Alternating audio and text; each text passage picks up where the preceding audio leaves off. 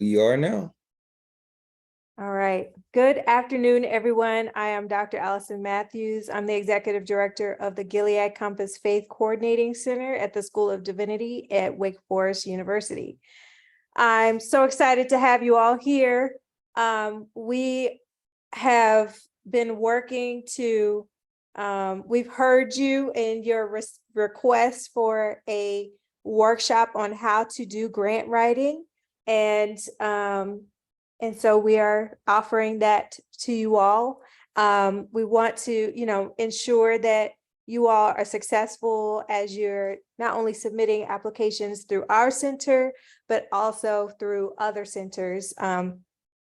Just to give you some background for those of you who are not familiar with the Coordinating Center, we are part of a 10-year, $100 million commitment by Gilead Sciences to invest in minority-led grassroots community-based organizations working to address HIV-related stigma. This workshop will focus mostly on HIV as a part of your grant funding, but a lot of the tools that we're covering today, you can use in any type of grant that you're applying for.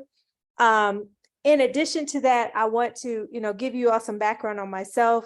As the executive director, I have a PhD in sociology. I have worked with, I got a PhD in sociology from UNC Chapel Hill and did my postdoctoral work in the School of Social Medicine, the Department of Social Medicine, and the Institute for Global Health and Infectious Disease at UNC Chapel Hill, where I started learning how to do grant writing and went through a lot of different workshops, week-long, multiple weeks of workshops. I, for nothing else, I can say the best way to learn how to grant write is to actually just start working on one. But also, in addition to that, I have been awarded several $1 million in funding for several different projects, both through Gilead and the NIH, the National Institute of Health, through the North Carolina State Legislature, and through foundations, and through the Centers for AIDS Research. So I have a lot of experience getting funding through different avenues and so I'm pulling a lot of that experience in today to help you all. Okay, so getting your work funded. So I want to say that I think the biggest thing is to understand where you can get access to funding. And there are multiple mechanisms for you to access funding. I think most people think about funding as a part of grant writing through a foundation or through the National Institutes of Health or through the CDC, Centers for Disease Control. But there are other options like pharmaceutical companies. And so, for example, I mentioned Gilead Sciences. They are the #1 funder of HIV-based organizations in the US South. They actually are also the top funder of Black-led organizations worldwide. So this is really important information for y'all to know, that there are funders who are committed to putting money into addressing HIV disparities and HIV stigma. The Elton John AIDS Foundation is the second largest in the US South, as well as, I would say, globally. And you see the list that goes on from there. We do have colleagues at AIDS United as well that are also funded by Gilead Sciences, right? And so, and there's also an organization called Funders Concerned About AIDS that is a centralized kind of organization that helps all of the funders to coordinate efforts to better understand the impact of their funding. And is it actually moving the needle forward? Is it changing the landscape of HIV? Is it reducing stigma? So and then they set priorities in funding. In addition to that, you can think about corporate sponsorships. And so grants are a little bit different than sponsorships. Grants, you usually have to come up with objectives on what you're going to accomplish and how you're going to accomplish them and in what timeline you're going to accomplish them. And you usually have to report back to the funder either quarterly or half midway through the year or each year, depending on how long the funding is for. But with sponsorships, it's usually a one-off kind of financial commitment or an in-kind donation of some sort that companies will offer to you either for a program or for an event that you're hosting. And so those can be useful and they can be a good entry point to creating that track record that you may need to make yourself competitive for larger grants. So corporate sponsorships can, they could be as little as $500. They go up to $10,000 or $30,000. They usually don't go higher than that. But, that also comes with the reputation that you build for your organization.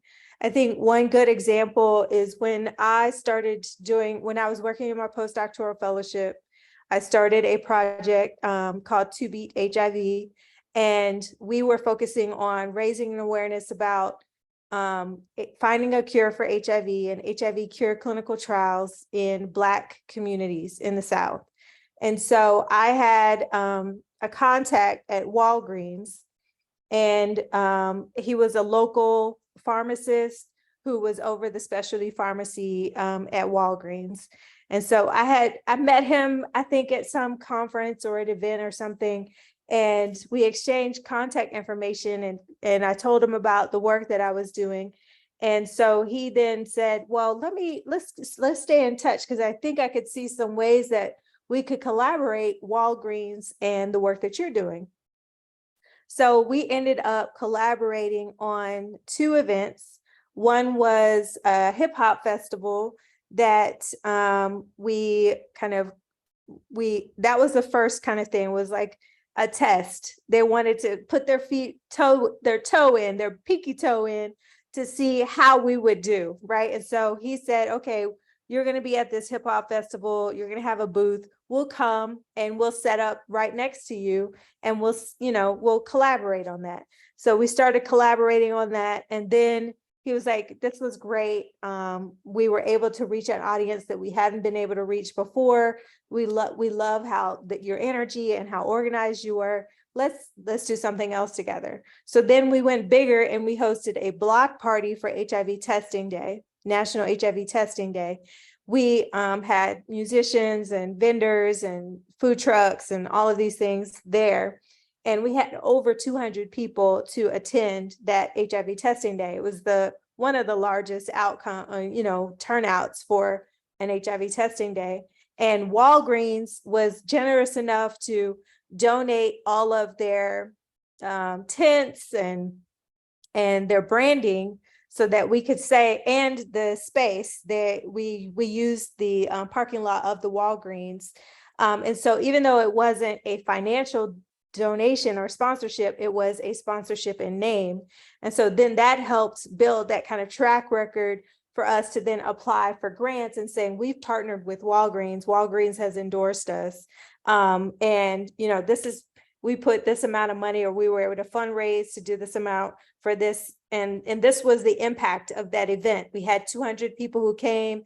We had these numbers of organizations. We got news coverage for this event. And so that then, that example is something that I put in my grant application to then get larger funding. And so I wanted to give you that story and that example to say that don't dismiss in-kind donations or in-kind sponsorships, because they really can go a long way in helping you to secure larger sets of money, larger pots of money. University partnerships are another example.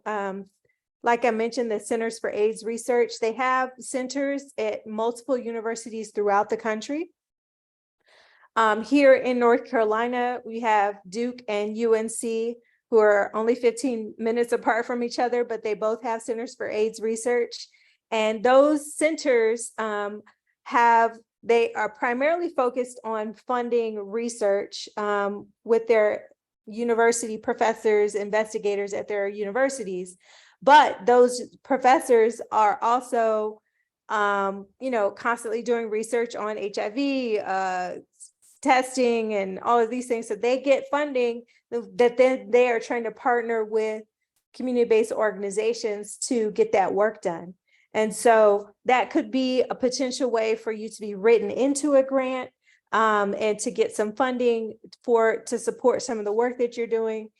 Or you can become part of their community advisory boards and develop relationships with the investigators, so you know what's coming down the pipeline as far as research is concerned, and you can be a part of the conversations and be included in some of the future grant opportunities that come their way. Government grants.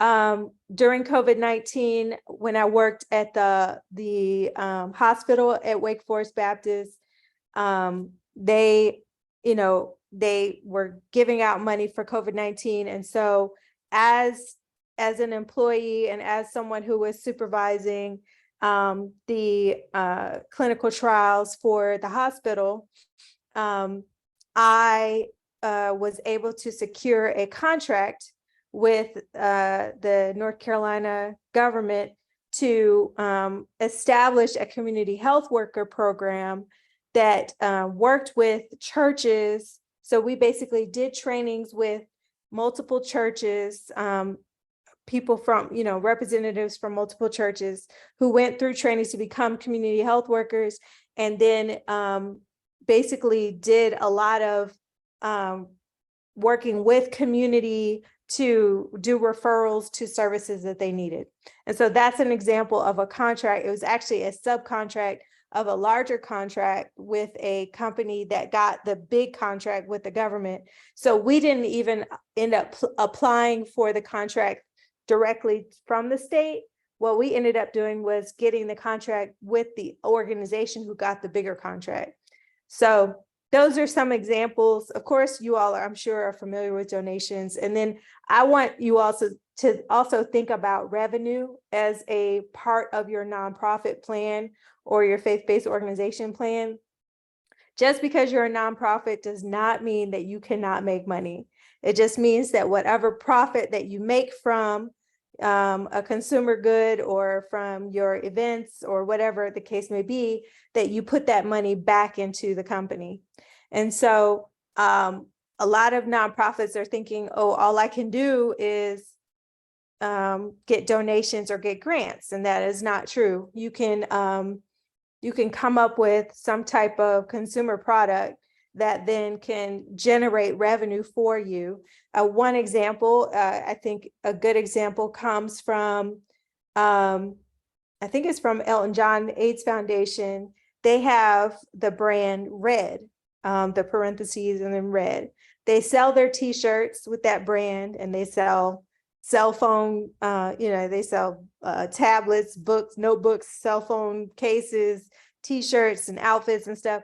That is a revenue generating product that then is putting money into their nonprofit, and then they can then use that money to then grant out money to other organizations. So those are some examples of different funding sources that you can use and leverage for your work.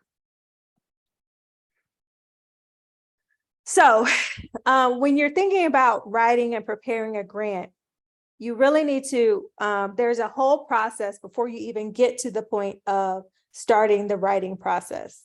And so I think it's really important for us to think about what makes you stand out from the crowd.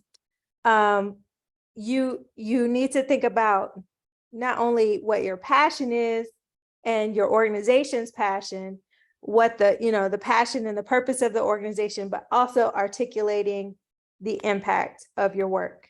And so that can come in the form of a story, right? So you can, so like you can say, for example, we've worked with 50 faith leaders. I'm just going to use examples from our work. But I do want to open it up for you all to also ask questions and share after I go through this slide deck. But so for example, we have 50 faith leaders that we work with across the state of North Carolina. One in particular is a faith leader who is a bishop who has then mobilized 15 of his churches to become a part of this HIV and Faith Ambassador program. So that's all from one denomination. So that not only tells about, that tells a story. It's not so it tells a story, but it also communicates the impact. And so with those 15 churches, they started implementing programming in their churches.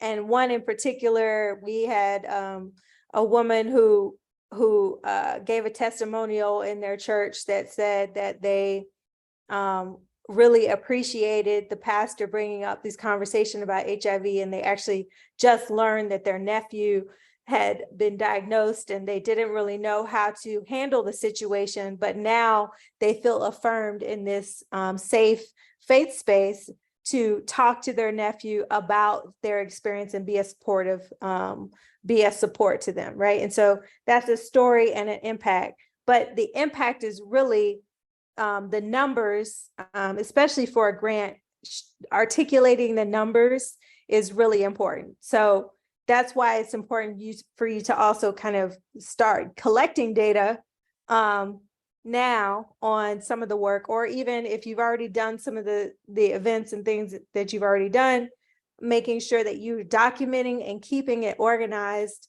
Okay, we hosted 10 events last year. We had 100 people at each event. Approximately 70% of them were African Americans, so we reached our target population.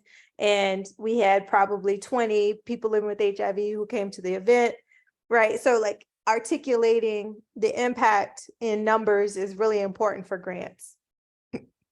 I think the other thing that makes you stand out is the innovative aspect of your programming or your services. And so I think one good example is an organization that during COVID, they do HIV education and they do HIV testing with a local college. But during COVID, they were forced to shut down, right? And so during COVID, they had to figure out a way to continue to provide that service while also staying safe. And so what they decided to do was create a mechanism for people to schedule appointments for this to come in and get tested.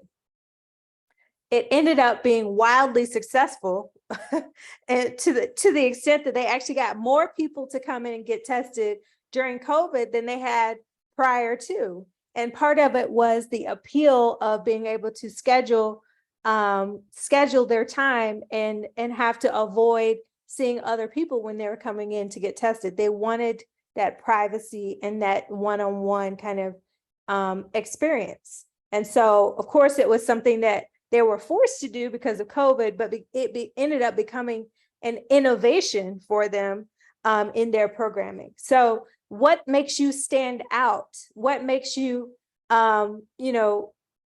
better than or more effective at reaching your target demographics, the people in your community that other people cannot do, right? So making sure that you're articulating that in your grant as well is really important. But I think it really requires you to have a conversation with your organization, with your teammates, to kind of brainstorm on what makes you stand out, and thinking about, okay, there's maybe there's no organization in your city that's doing this work. So that already makes you stand out. But if you're in a city where, say, for example, you're in Atlanta, there's like 500 different HIV organizations there. So what makes you stand out above the crowd? What makes you impactful and effective at what you do? Is it the team that you have? Is it the numbers that you're able to reach? Is it maybe you're not reaching a lot of people, but the people that you are reaching are staying in care and staying retained, and, being really involved in the work. So, just articulating what makes you stand out. The next thing is financial stewardship. When they're looking at your applications, they are looking to see that you as an organization have the infrastructure to handle the money that they're about to give you.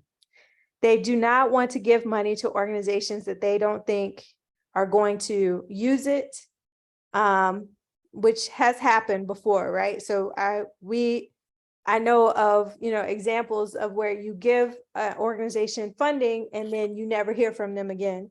And you have no idea whether they actually spent the money, they used it for personal use or what, right? And so there's always that fear and that concern with funders of granting money to organizations. And so you want to demonstrate that you have an accountant, that you have a plan for how you're going to spend the money, that you have a track record of, implementing programming and services that are effective, and that this money is going to continue, just plug in and allow you to do more of that.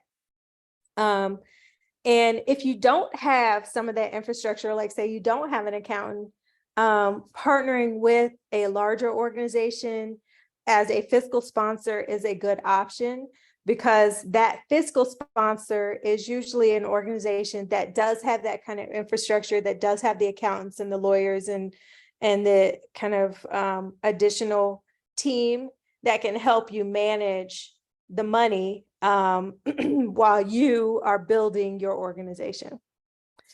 And so that also looks good, to be in connection with or in partnership with an organization who can help you get those things done. That, of course, goes into the organizational infrastructure. Is it a team of one, or is it, do you have volunteers? Do you have advisory council, advisory boards? All of those things make you more attractive to funders, articulating that. And do you have partnerships with other organizations or with the health department or with a university or et cetera, that is helping you to get this work done? It's not just that you are a team of one. Okay, I'm going to stop here before I move forward. Does anybody have any questions?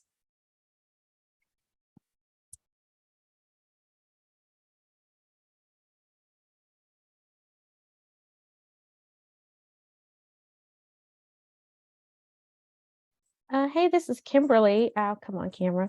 I do have a quick question, really quickly, is when it comes to documentation, I don't know if you showed it, I was looking, I didn't see, but any documentation templates you think that are helpful for organizations with keeping organized to show the qualitative data they've been able to collect?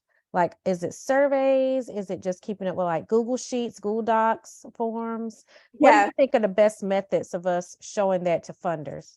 That is a great question. So when you are, I think this is a two-step process. So the first step is having a spreadsheet or surveys. Yes, either one, that will allow you to collect data or document and track the data. So for example, when I was going out into the community, say I go to a football game and I would go and talk to 500 people, not in one day, but like over the course of a couple of months, I was going to these football games and these parades and things like that. And so I kept a spreadsheet that said, on this day, I went to this event, I talked to 50 people, 20 of them, said yes to having a conversation with me and filled out some information. And, and so you kind of keep a track record of who you're talking to, and, or how many people came to your event, and a rough estimate of the demographics. So that's one way of doing it. And yes, we can, I believe we'll be sharing this PowerPoint, and there are links in the notes to templates and things like that you can download and use.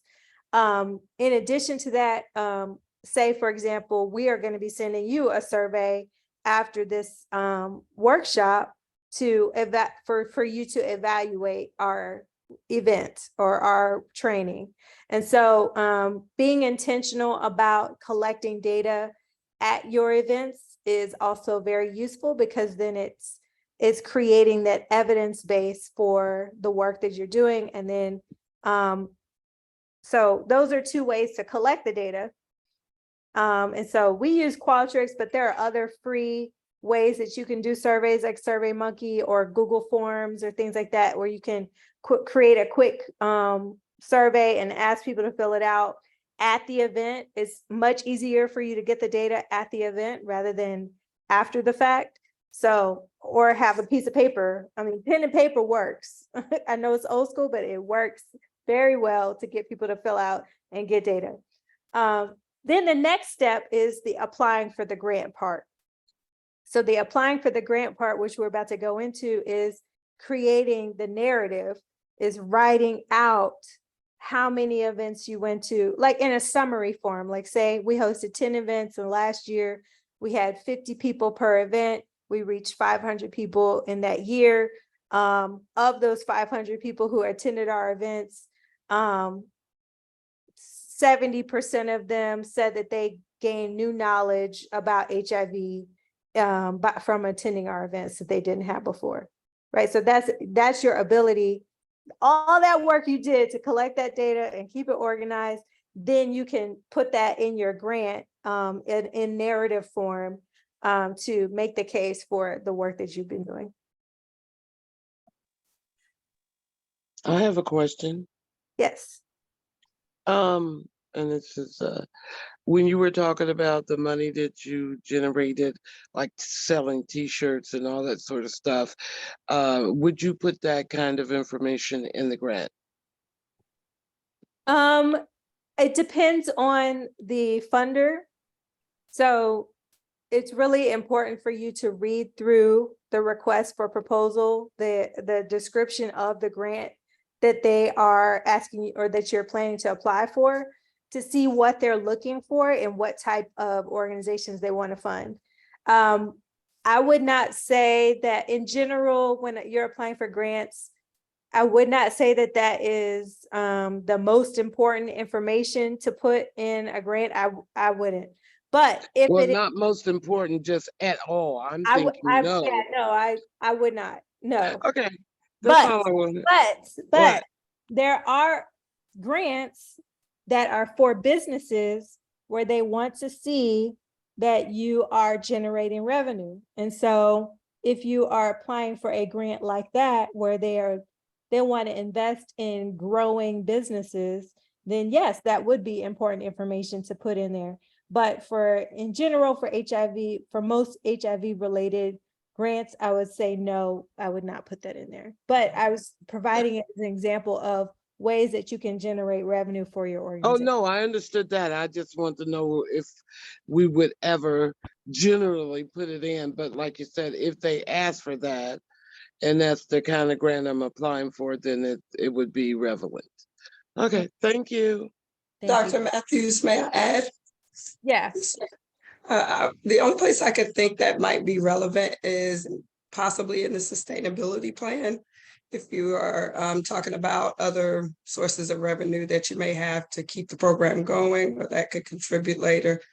But I would agree with you. I don't think in general that would be something you would put in there. Sorry, I'm hoarse.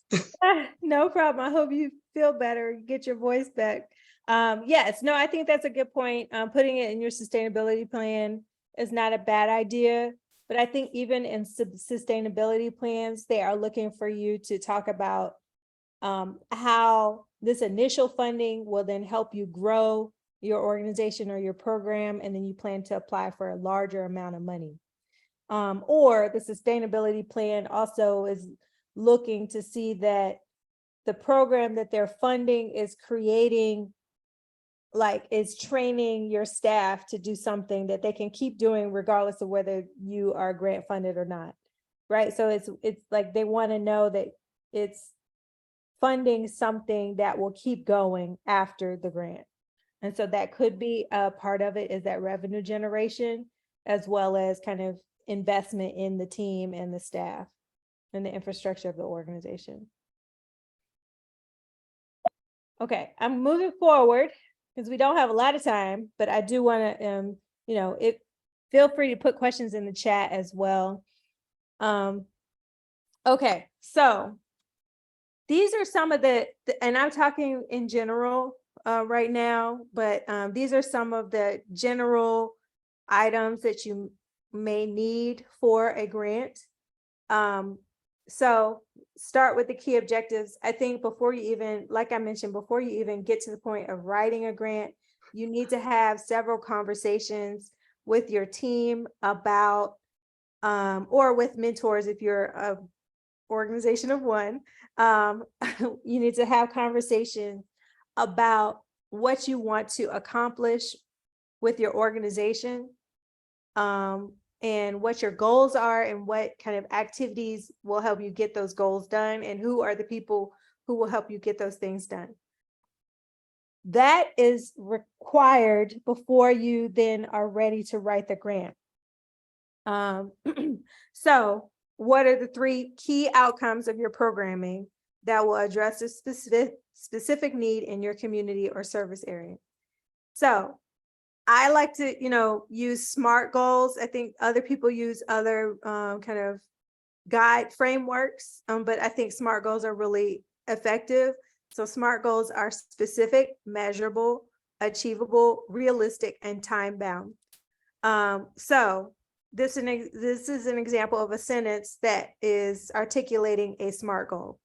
By the end of year 1, so that's a time-bound, we will provide 125 mothers, that's specific and measurable, in Northwest Louisiana with a 2-hour training program, another specific and measurable thing that will provide health and nutrition information. So it's achievable because you can do it within a year. It's realistic, it's specific, it's measurable, and it's time-bound. So you can come up with these goals based on, like, say your big vision is, I want to do faith leader trainings with, I want to do faith leader. The bigger goal is, I want to change faith leader perspectives about HIV. So that's the big vision, right? Then what's a more specific goal than that? I want to train 50 faith leaders in 1 year, in 2 full day programs that will provide information about faith and HIV, right? So that's specific, measurable, achievable, etc. Okay, so tips for writing good goals and objectives. Tie your goals and objectives directly to your needs statement. So the needs statement is basically, what's the problem? What's the problem that you're trying to solve?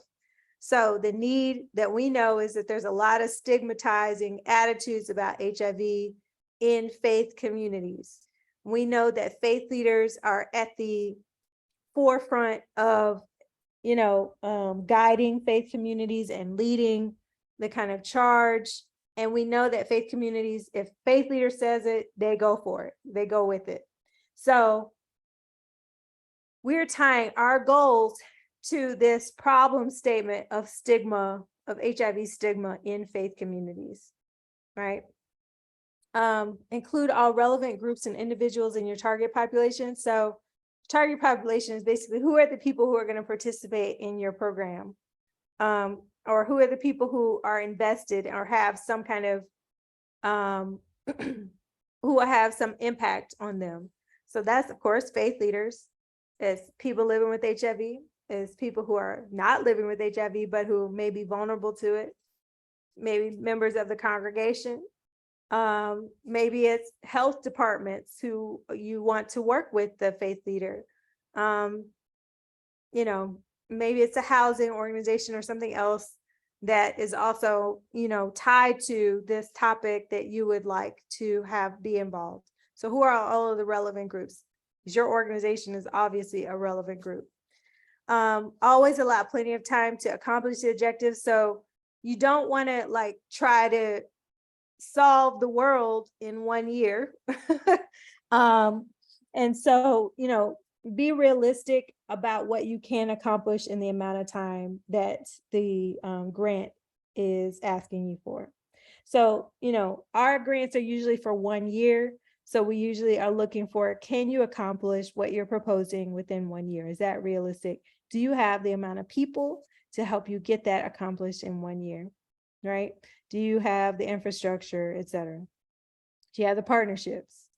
Do not confuse your outcome objectives for methods. So your outcome, of course, is that you want to change stigma, but that's not your method. You're not going to change stigma by changing stigma, right? So you have to do, your method is the training, the faith leader training programs.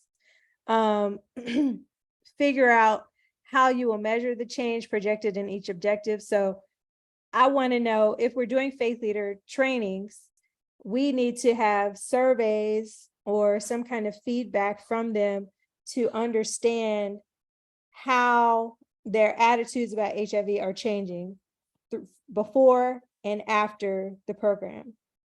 And we want to get some feedback from them on how well the faith leader program, the training went. Do they think that the facilitators were effective? Do they think it was a good use of their time? Do they think that they can implement some of the things that they've learned into their work, right? And so you want to be able to measure that in some way that is objective. Don't forget to budget for evaluation and measurement of your objectives. So maybe you're hiring someone to do that evaluation and that survey analysis for you. Maybe you can put that in your budget for your grant. You know, maybe you're paying them to take the survey, right? So you want to put that in the budget for your grant as well. Okay. Organizations without, like I mentioned, organizations without 501c3 status can consider fiscal sponsorship. You want to check the request for proposal guidelines, the grant guidelines for allowable expenses.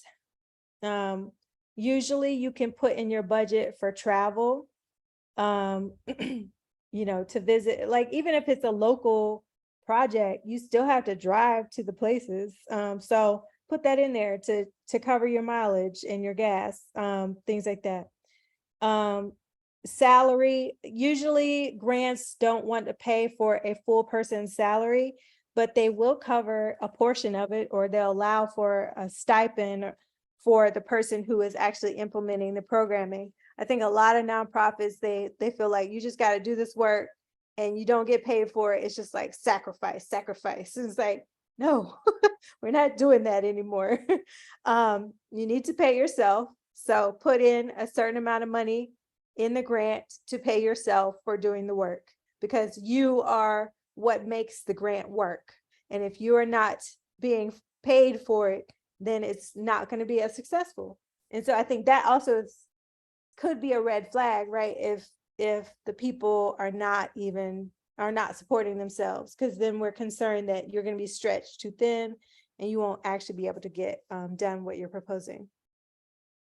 You can include things like printing and promotional materials, like, you know, say you need to print out a whole bunch of flyers or buy, you know, branded materials, you know, water bottles and things like that. You can include that stuff in your grant.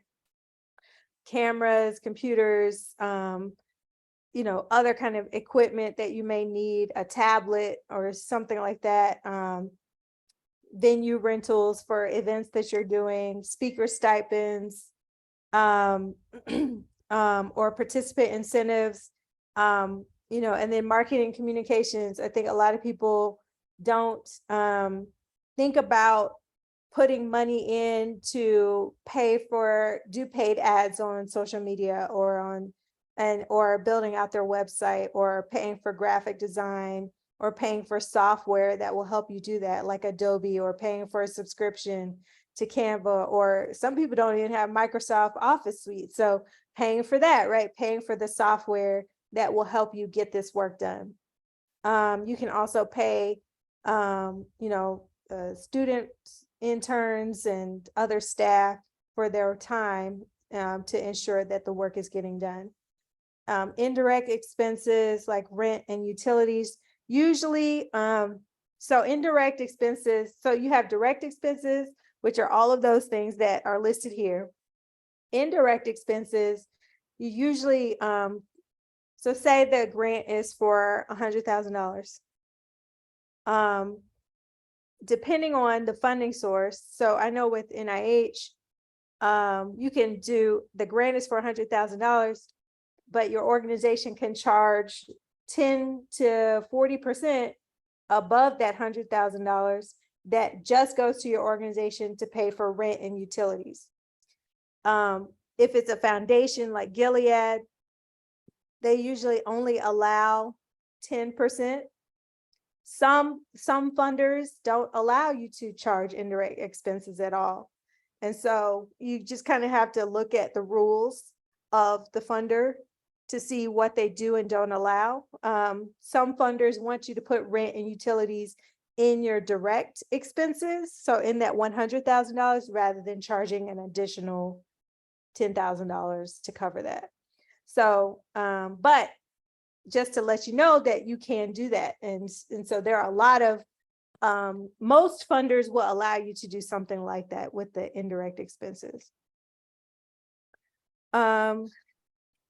Consultants, of course, those are people who are not technically employees at your organization, but you can hire them to help you get this work done. Interpreters, research evaluations, facilitating trainings, etc. Photographers, all of those things, you can hire people to help you get that work done. And so we just put that under category of consultant. So this is an example of a budget justification. I think a lot of people are intimidated by the word budget justification, but it's really, once you have created that spreadsheet to say, these are the line items that we want, and this is how much money it's going to cost, then you need to write out a sentence saying how you got to that calculation and what it will cover. So that's really all a budget justification is.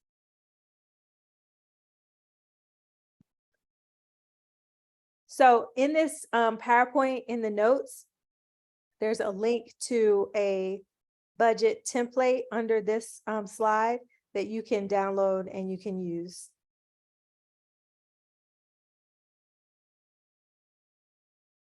It just takes some time for y'all to read through this. And we will be getting a copy of all these things, right? Yes. Oh, okay. So you can see in here, you know, having within your plan, your goal, you know that you need to travel to 12 cities in 12 months. It's going to cost about $100 for round trip.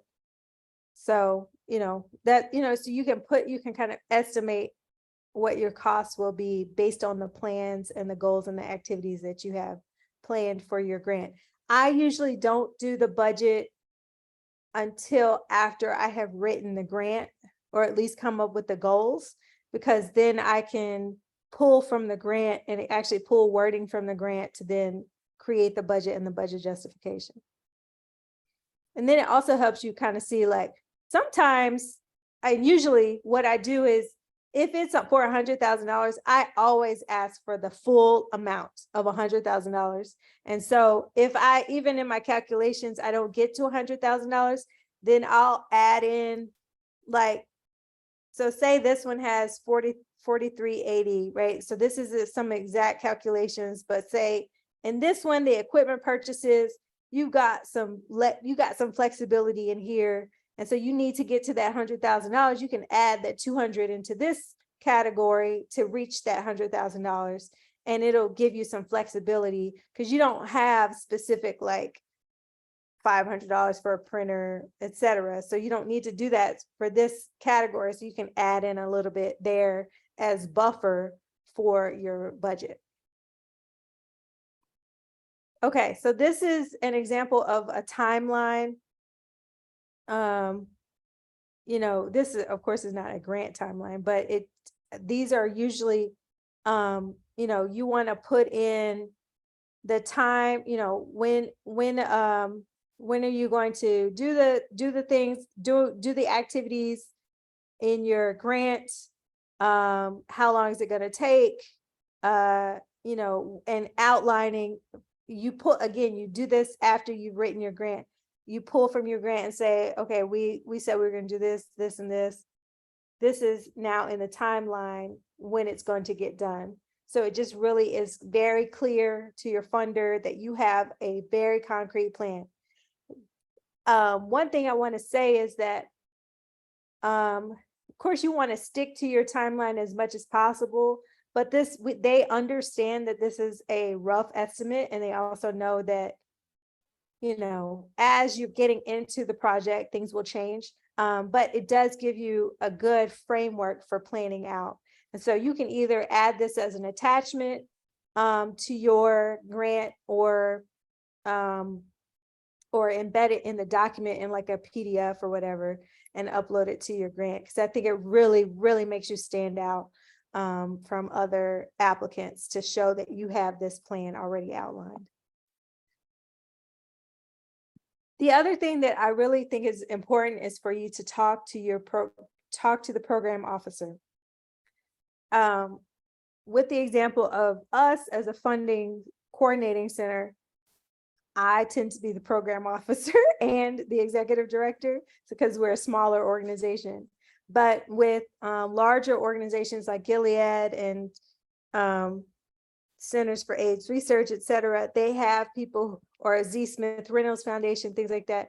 They have people who are, that is their main job, is to be a program officer. So they are the person who knows which organizations are applying for the grants, what their projects are, and they will meet with you and give you feedback on your project.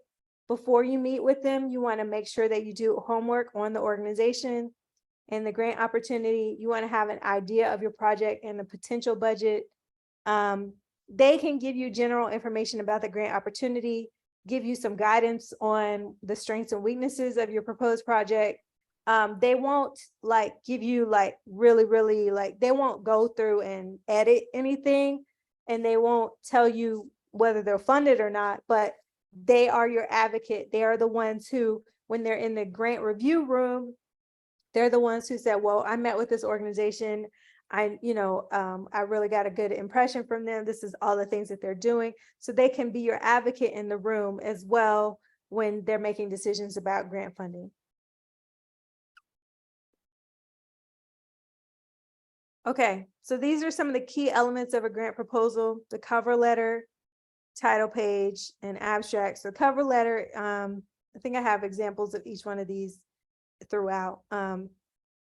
And so the cover letter is just like saying, we are this organization. These are the people, these are our partners who have signed on. This is what we plan to do. We plan to apply for this grant. Thank you for your time. Title page is literally listing out the title of the grant and the partners, or the people who are working on the grant from your organization. And then the abstract is a paragraph summary of your project. The statement of the problem is, like I mentioned, like, what is the thing that you're trying to solve or address? So there's a huge prevalence of HIV in our city or in our state.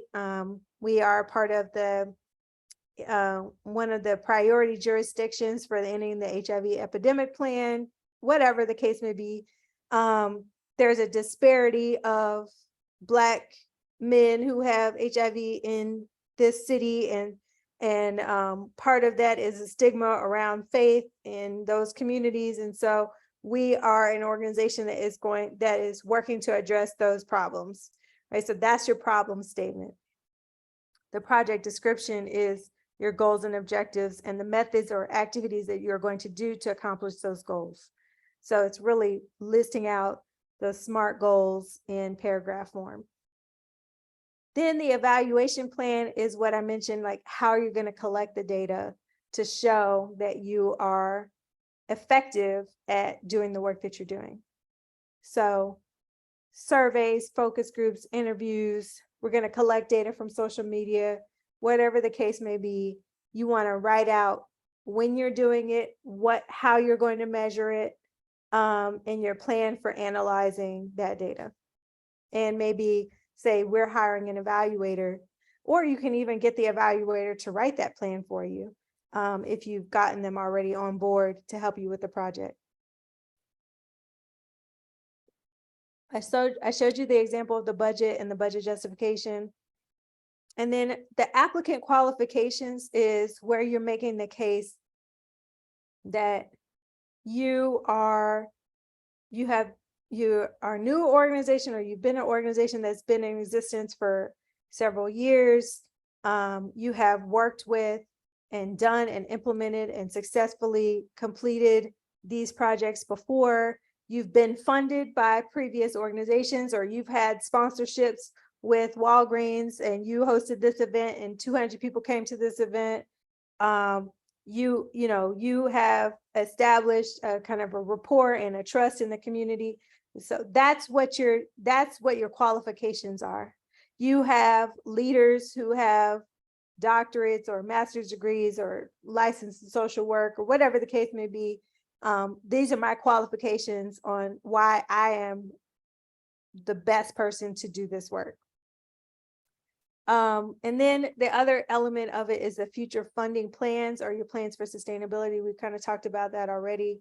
And then any appendices, additional kind of letters of support from organizations that you can get to write on your behalf to say, yes, we've worked with this organization.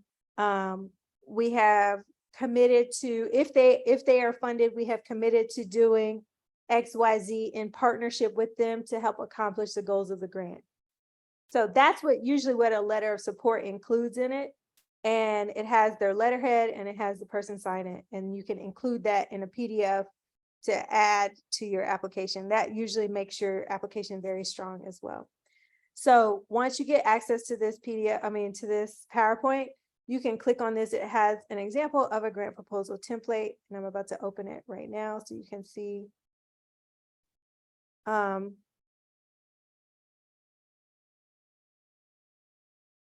So this is a sample grant proposal. Like I mentioned, project title, contact for the investigators, the summary, the project summary,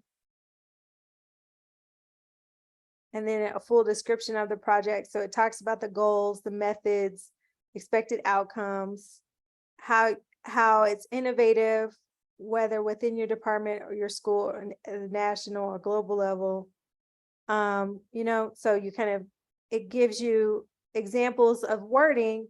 And honestly, a lot of times I'll go back to my old essays or papers or grants and pull wording from there, because it's kind of hard sometimes to just come up with stuff off the top of my head. But or even you can use this sample one and see and pull some wording from there to get you started on your grant proposal.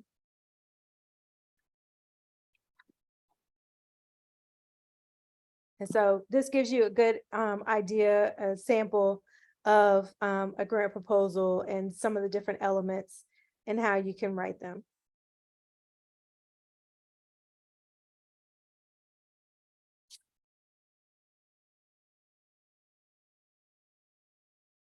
Okay, there we go.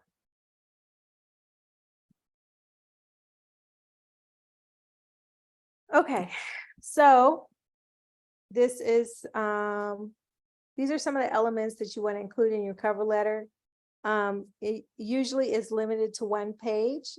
You should include the agency's interest and capacity to successfully implement the proposed project, have an upbeat tone, summarize the project, and designate a contact person.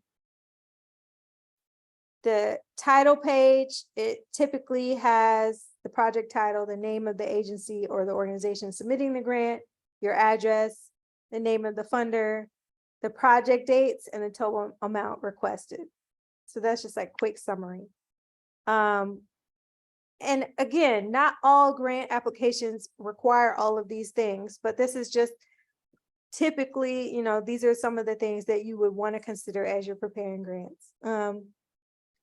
We've gone over the statement of need. I think this really honestly is a really critical piece of your grant, is like making sure that you have done the research to know that you are filling and you're filling a problem, you're addressing a problem and filling a gap. So that could include doing some basic research on your city, your town, your region, to get some stats.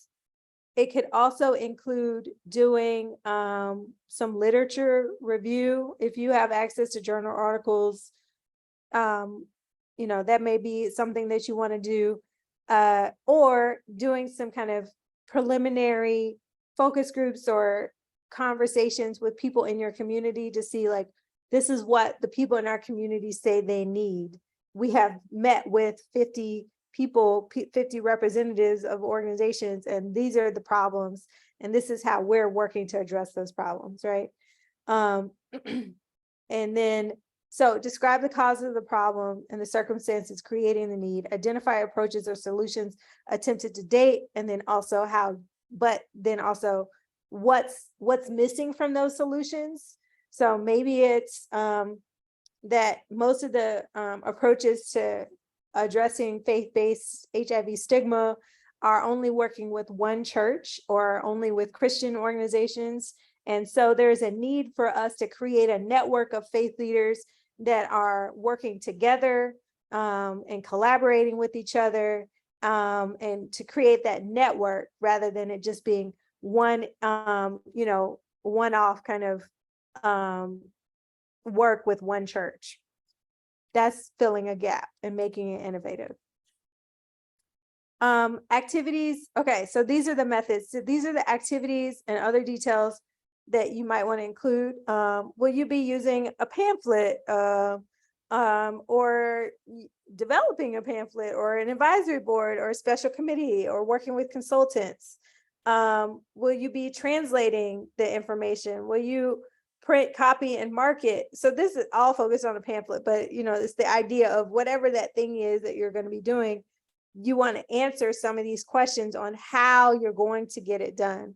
How will you reach the target population? Will you go through physicians' offices? Will you go through, for us and with the Faith Leader Network, we had people on our team who were also faith leaders. And so they had their existing network of relationships with faith leaders. We also went through bishops, and we went through faith-based or larger kind of faith-based organizations that had a network of faith leaders who are part of it, right? And so that's how we targeted our population. We also use listservs and social media. Are you including, if so, include a discussion of how you plan to reach them? Are you going to go through, email, listserv, social media? You're going to do phone calls? You're going to go to conferences? Whatever the case may be, that's your method for reaching and engaging that population. How will you document how many pamphlets you've distributed, or how many people you've reached, or how many people you've trained, or how many people you've tested, right? How will you document that? So that's your evaluation plan. And then when writing the methods section, be sure to keep a sequential order of the tasks in mind. So first we'll do this, then we'll do that, then we'll do this, then we'll do that. Or we'll do these at the same time. These will simultaneously be happening.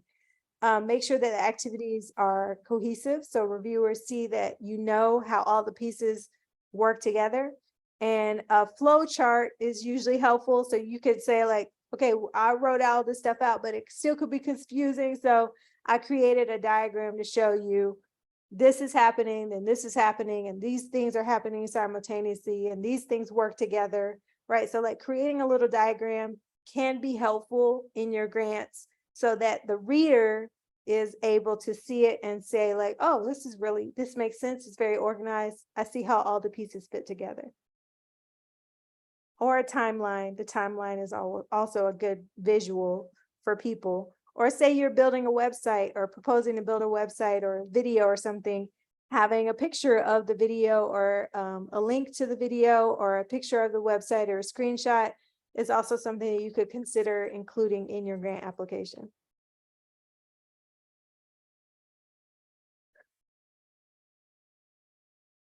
I'm gonna stop here. Does anybody have questions? I do.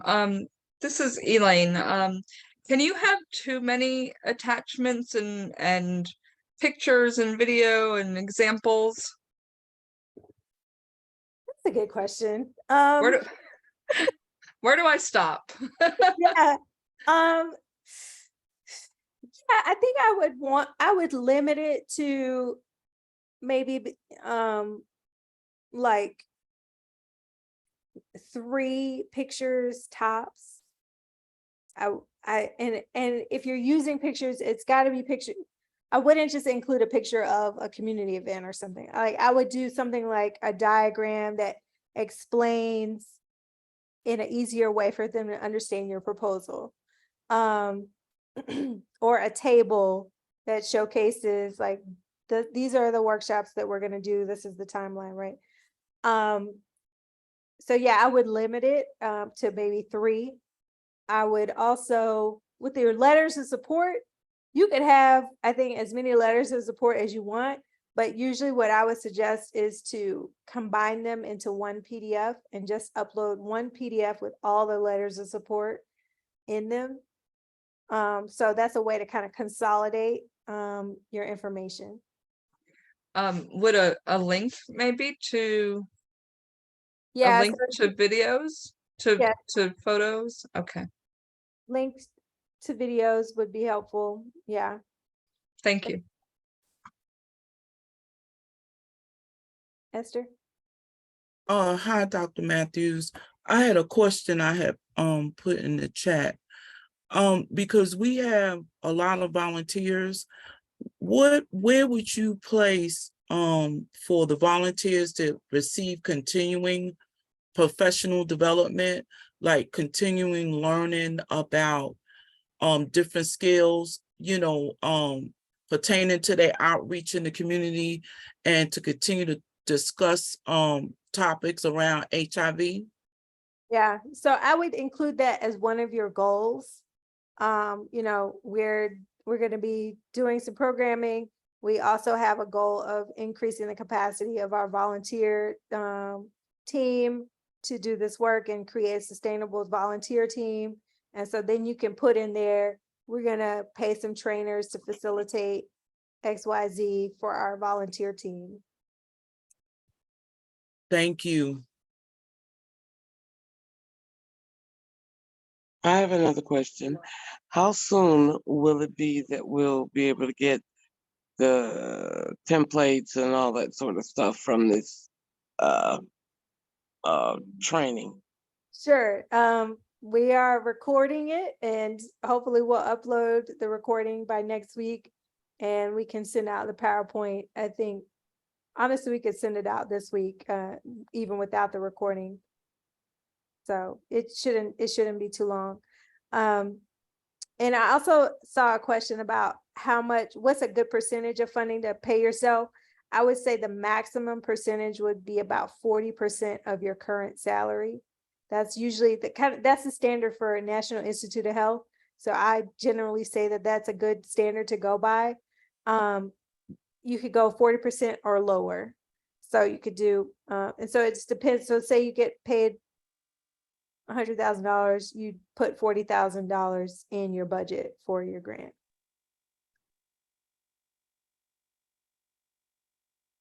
What's the title of you mentioned different titles, bookkeeper, consultants, for salary purposes, I guess. And not, definitely including the budget, all the things you have to pay for marketing, printing, and all that sort of stuff. So, what would be the title for the person who's actually doing the work? Getting it all together. I guess it's like the executive director or the program manager, the project okay. project coordinator. Those types of people would be the ones who are actually doing the work for the project. Okay, program manager. I like that. And what was the other one? Executive director. Executive, Wait a minute. yeah, Executive director, program manager, and what was the other one? project manager, Project. yeah. So those are different titles that you could use for people. And of course, bookkeeper. I would probably say accountant versus bookkeeper, but yeah, Why? it just seems more official. I mean, wording matters. It really does. So I saw a message that was sent to me directly, but I think it was meant for the group. What would you say is the greatest barrier to having your proposal accepted? And then I see Keelan has also raised their hand. Keelan?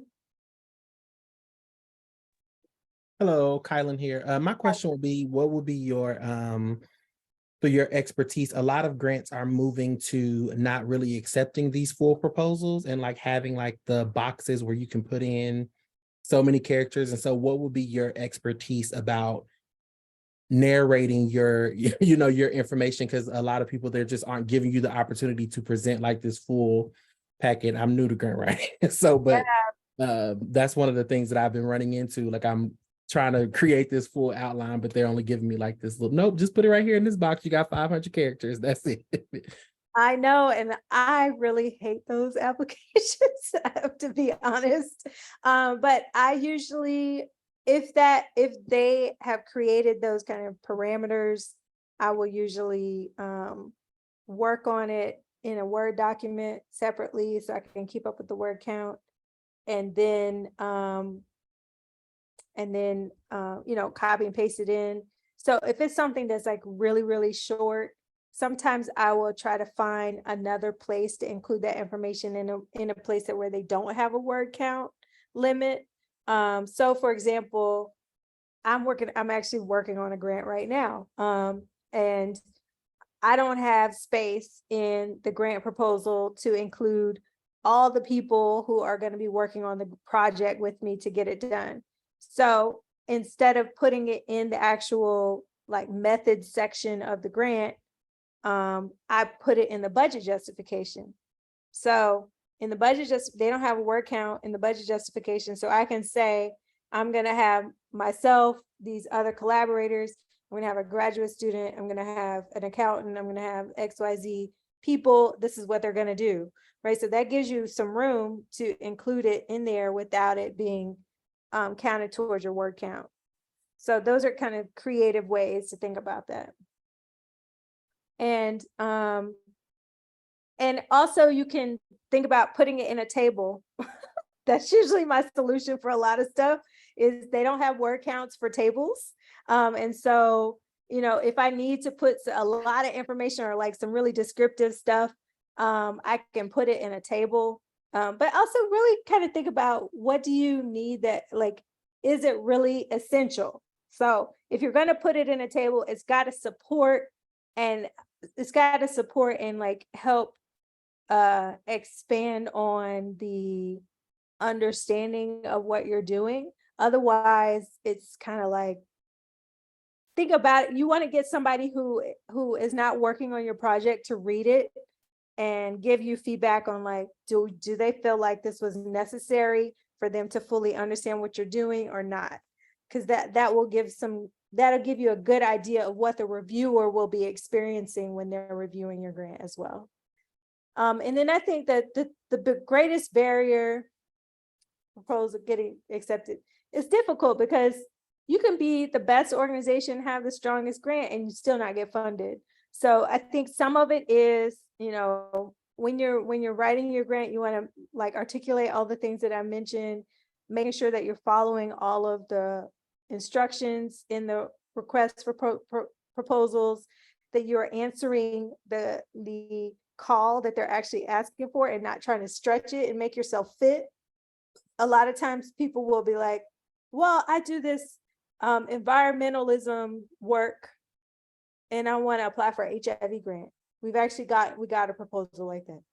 And I'm like, what is the connection? I don't understand. Like, you're just applying just to apply, but you have no connection to the work. So we're going to dismiss you. I think others, we do background research on our organizations who are applying. So even if you didn't put it in your grant, we're going to look you up online. And if you don't have a website, you don't have social media, you have some crazy news article out about you, those things will also create red flags and people will not want to fund you. So do Google yourself. I would suggest everybody to Google yourself and see what comes up, because we see it too. So I think that's also another barrier. So this is a good question. Can you put a grant writer in your grant? It depends on the type of grant that you're applying for. So I'm actually on a commission, a Martin Luther King Commission for the state of North Carolina, and we administered grant funding for nonprofit organizations in North Carolina, and it was focused on capacity building for organizations. So in a capacity building proposal, yes, I would put a grant writer in there, because then they want to see that you are using that money to help build the capacity of your organization to get more money. But if it's in a proposal for a program, I'm not sure that I would put in the grant writer in that type of, unless you could put it in your plan for sustainability. You could always make the case to put it in the plan for sustainability and to pay a grant writer. So I think that's always an option. Okay, so I'm going to keep going. Evaluation plan. So this is just kind of going deeper into the evaluation plan. Who are the number of people you've reached? How have you changed their knowledge, skills, or attitudes? From the programming that you've done, the amount of money to complete the project, or the amount of time to complete the project, or the process of implementing the project. People felt like their voices were heard. So these are ways that you can evaluate your project. There's two types of evaluation. There's process-based evaluation, and then outcome-based.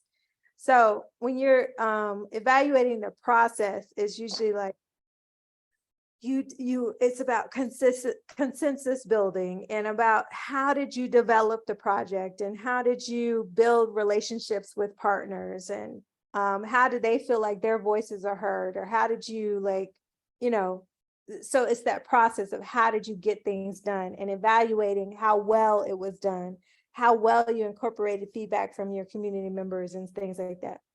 The outcome-based evaluation is the other stuff, like the number of people, the change of knowledge, skills, and attitudes, that kind of thing. You could do both, but I think usually those are two different types of projects. And so you want to choose an evaluation plan that fits the type of project that you're doing. You could use a combination of both approaches depending on the types of objectives you have. So how will you collect your data? So you can collect it through surveys, focus groups, interviews, observations of how people are talking and working together. And then so that, how you collect the data, of course, dictates what type of data you get. So you're just doing surveys, you only get you only get responses to the questions you ask, but there may be things that you don't collect, right? So that you don't get out of your survey. So then you may want to supplement that with some interviews just to talk to people specifically about their experience. And then who will you collect the data from? I think that goes back to like who's participating in your project, or if you're doing a process evaluation, maybe you're only collecting data from your employees. I know Emory, for example, is another coordinating center that's part of the Compass Initiative. and they focus on building capacity of their organizations. And so all of their grants are focused on that, the internal organization and the internal organization structure. And so your evaluation may be focused on how well your staff works together. So, that's an example of how it may differ depending on the type of project that you're applying for. And then what are the questions or categories that you will use to collect the data? So I think that's, these examples here. I do have examples of the survey questions that I think are in the notes of this slide as well. So, these are just the examples, but I do have sample surveys that you could also pull. Okay, so again, applicant qualifications, you should include this type of information. Describe your agency's mission, history, existing experience. Emphasize agency strengths and current contributions to the field or the community in the topic area you're requesting funding. Highlight, so, like I mentioned, if you are mainly an organization that does food insecurity and you want to branch out to HIV work, then you need to make a tie to that. Like say, for example, I remember this organization, they were doing food insecurity. They said, well, we have people living with HIV who come to our community garden. And so we'll serve them. And I'm like, well, okay, so how do you know how many people living with HIV are coming to your community garden? How do you know that you're serving them?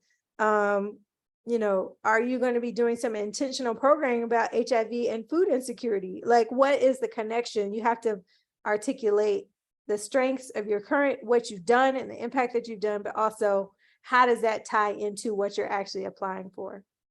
Highlight links to community collaborators and other resources. So, we've worked with Wake Forest Baptist. We worked with Faith Coordinating Center. We've worked with Emory on things. We've worked with the health department on things. We worked with other organizations. Who are your collaborators? Who are the people who are going to ensure that you're successful in your program? So these are some other things to consider for your plans for sustainability. Will you be able to charge a fee for services provided? Can you market and sell any materials developed via the proposed funding? Will you institute membership dues?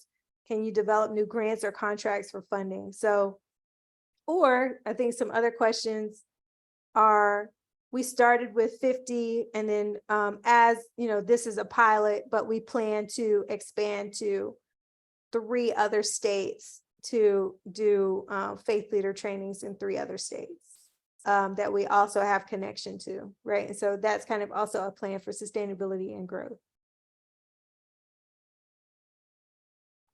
So these are some additional resources that you can access. Each one of these green are links to the websites that give you additional templates and grants, trainings, directories of funding that you can look up and find. And then they also kind of provide feedback on your grant applications and opportunities for understanding where the foundations and fundraising, proposal writing, philanthropy, etc., are in your local areas. All right. So that concludes my lecture portion of the presentation. So now I want to again continue to open it up for questions for you all. And then eventually we will do a few breakouts where we'll have you all kind of talk to each other about your ideas for your funding and seeing if you can kind of brainstorm and give each other feedback. Any other questions that y'all have?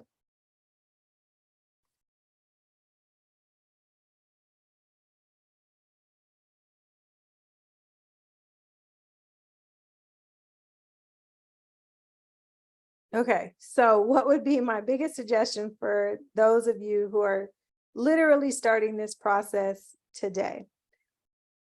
I'm hoping that many of you are planning to apply for funding through the Faith Coordinating Center. We actually do have funding available. Our requests for proposals are open now and they are due May 8th. And so you can go to our website and look at the request for proposals. We have 3 funding categories. And this is, I think, is a really good starting point for people who have never been funded before, because we do try to prioritize funding organizations who have never been funded before. Here's the link. And well, I think it will take you to the website. And so on there, it has links to the different funding opportunities that we have. I would say have conversations with your organization about what you want to accomplish within a year and then within 3 years. What's the problem you want to solve, and then what do you want to accomplish? So that's the first conversation that you need to have before you apply for any funding. And then you want to see, do we have the capacity to accomplish those things? If you don't, I think talking to other organizations, so maybe you can partner on some of those objectives that you want to accomplish. Then the next step would be, I think, working through the work plan, identifying what your goals are and what activities. So like kind of working backwards from what your goals are and then what activities you want to get done to get those, to get to your goals. So that's before you even start writing a grant proposal. So I think you need to have an idea of what you want to accomplish, and then you can start looking for funding that matches what you want to accomplish. Sometimes the funding is very vague and they're just like, we want to support Black-led organizations. Great, well then I'm gonna apply. Others are very specific and they say, we want to fund this HIV and faith work, right? Or we want to fund artists in HIV and faith, or we want to fund whatever, right? So some of them are very specific, and of course you want to look for those as well, but also be open to the broader ones. I would also say when you're looking at funding opportunities, some of the bigger organizations like Gilead may be harder to get funding from because you may have a lot of competition, but maybe going to a smaller organization like ours or a local philanthropy organization, may increase your chances of getting funding because they have less applicants. So you have less competition. So I think that's another thing. And then also set up in a meeting before you submit your application to talk to people about your project and get feedback from the funder that you plan to apply for, to get feedback before, as you're preparing your application. So those would be the main things that I would say to help you get started. Does anybody want That's feedback great. on? Thank you. Yeah, Thank you no very problem. much for that. I really needed that. I'm gonna have to go, unfortunately, because I have to close up the day. So All right. thank you so much. This was so wonderful. I look forward to getting all the attachments and all of that. Thank you very much. Thank you. Does anybody want feedback on their actual projects? May I ask a question? Can you hear me? Sure, I'm yes. Sandra Lee with Tri-County Rural Health Network in Helena, Arkansas. Do you have a target population or demographic specific area that you reach out to? Yes, so the Faith Coordinating Center, of course, we are faith-based, right? And so we're focused on faith-based community. So that's one target population. We are focused on Black and Latino faith communities, and HIV as a target. So those are the 3 main focus areas. Within that, cisgender women, Black women, cisgender men, LGBT community, Southern community, like those are our specific focus areas. And so you want to do some research on each organization that you plan to apply for funding from to see what their focus areas are, because maybe your population doesn't match their population of priority funding. And so you can kind of X them out. So yeah, those are our priorities. Did I hear you cover anything when you were covering your line items about indirect charges? When I wrote grants now since several years ago, indirect grants with either 15 to 17% you didn't exceed. Is that still an item now? Yeah, so I would say for us, we only allow for 10% indirect. And that's really also from Gilead as well. I have a question about the funding opportunities and eligibility through the Faith Coordinating Center. Yes, we are still open. You can apply. It doesn't matter if you have to be in the US South. That includes if you're in North Carolina or even local, we encourage you to apply for our funding. And it is open until May 8th, I believe.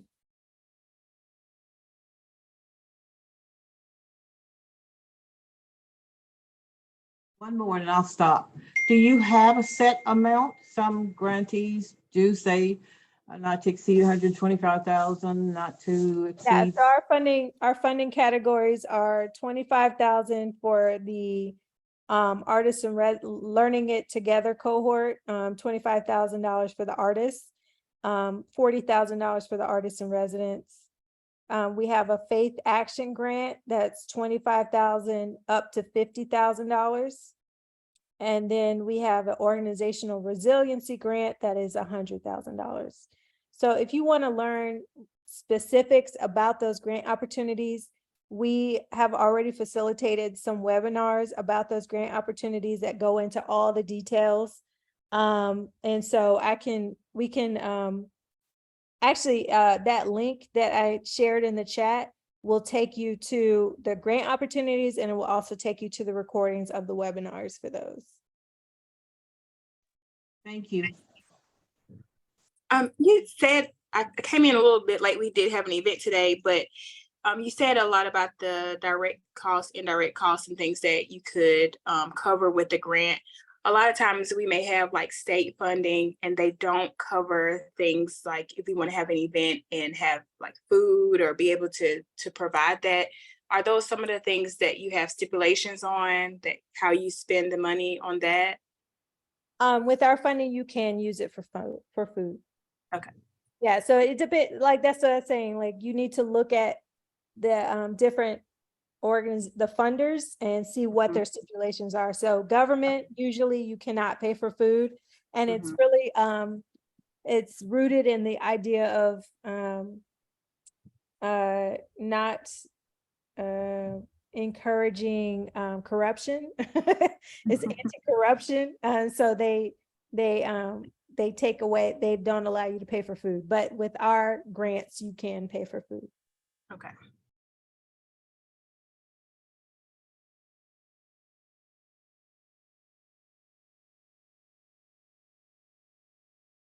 All right, so let's do some breakout sessions where let's do some breakout rooms where you all talk to each other about your projects and give each other some feedback on those projects. And I'll jump from room to room to kind of also hear what y'all are talking about. So I'm gonna do, since we have so many people in here, I'm gonna do 8 breakout rooms.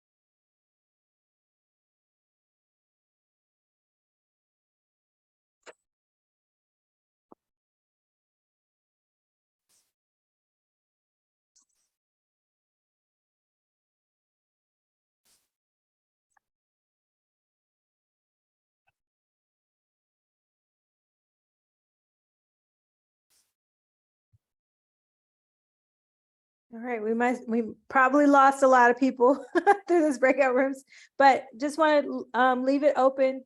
Does anybody else have any additional questions after you've kind of talked to people about your ideas? Any additional questions that you have? Oh, there we See go. it. There's people coming in.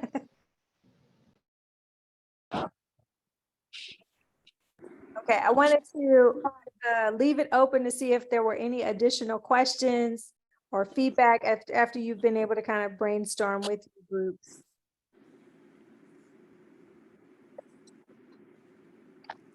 I did have a question. In developing partnerships, right, with other individuals that's participated, that's interested in securing funding from the Faith Coordinating Center, how likely is that to be an advantage, for lack of a better word? Like, I'm considering collaborating with a writer and doing some messaging, and also with another individual that is in a separate area, because we work mostly in Eastern North Carolina. So I'm trying to see if we can help each other in other parts of North Carolina. Is that something, should we come together under one grant and just include them as collaborators, or should it be under a church that is currently, should it be under a church? Because I'm a 501c3, but also the church that I want to collaborate with is also a 501c3. I think that the person writing the grant should be the main organization. So if you're writing the grant, then it should go through your organization. And then you can, in partnership, you can write in some payment to them, and it's a part of your budget as a partnership. So say you include them in the partnership for $10,000, and they're going to do a certain set of deliverables for that partnership and for that funding, right? So you want to articulate what they're doing as a part of the partnership. So say if they're the writer or they're the church organization paying them $10,000 out of this grant, they are going to provide space for us. They're going to help promote the projects that their congregation, etc. But they don't need to submit the grant as the main person. Okay, thank you.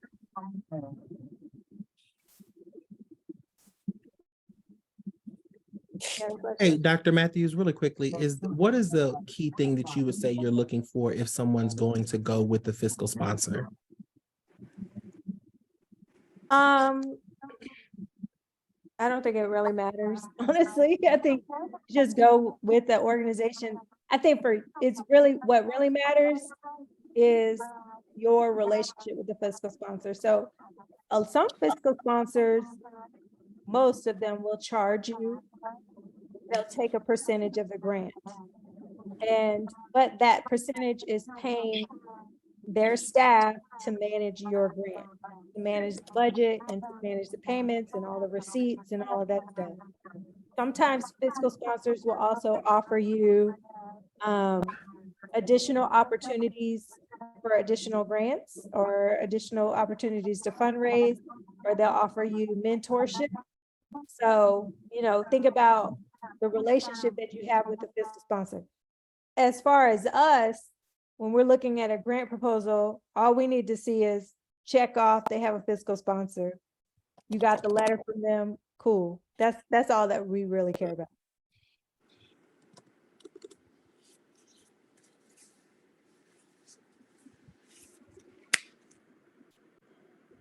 Kevin, I see you're unmuted. Did you have a question?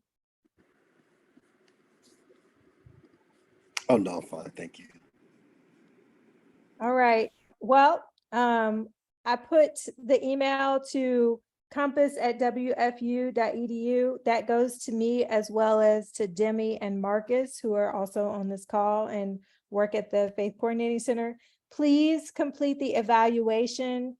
It's like 5 questions. It's not that long, but please complete the evaluation so that we can continue to get funding to support you all. All right. I hope you all have a good afternoon and we look forward to seeing your applications.